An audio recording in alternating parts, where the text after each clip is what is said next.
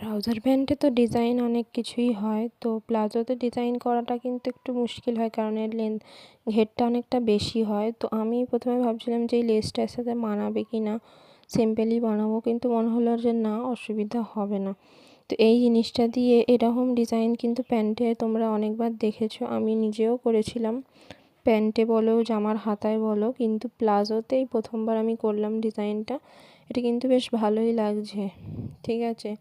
তো নিচের দিকে আমি এরকম কেটে নিয়েছিলাম কাপড়টা ভাঁজ করবার জন্য। আমি কিন্তু এক্সট্রাই নিয়েছিলাম, কাপড়ের লেন্থ যতটা ছিল পুরোটাই নিয়েছিলাম, কোনো কিছু বাদ দিইনি। ওপরে বেল্ট লাগিয়েছি আর নিচে মোড়ার জন্য এক্সট্রা তোমার রেডি লেন্থ ছিল 40। তারপরে দেখো নিচের দিকটা এরকম মুড়ে নিচ্ছি। নিচের দিকে মোড়বার সময় কিন্তু আমি ভাঁজ দিইনি, কারণ নিচের দিকে কাপড়টা তো জোড়াইছে, মানে নিচের দিকে ধারের কাপড় যেরকম হয়, তো এরকম করে কিন্তু সেলাইটা করে নিচ্ছি। একটু তিরছা হয়েছে, একটু বেড়েও গেছে, কাপড়টা টেনে টেনে করা হয়েছে, তার লেসটা তো যেহেতু টান টান হয়েছে। তো দেখো হবার পরে কিন্তু এরকম লাগছে। এরকমই যদি সিম্পল জামার মধ্যে ডিজাইন তোমরা দেখতে চাও, আমার চ্যানেলটাকে সাবস্ক্রাইব করে পাশে থেকো।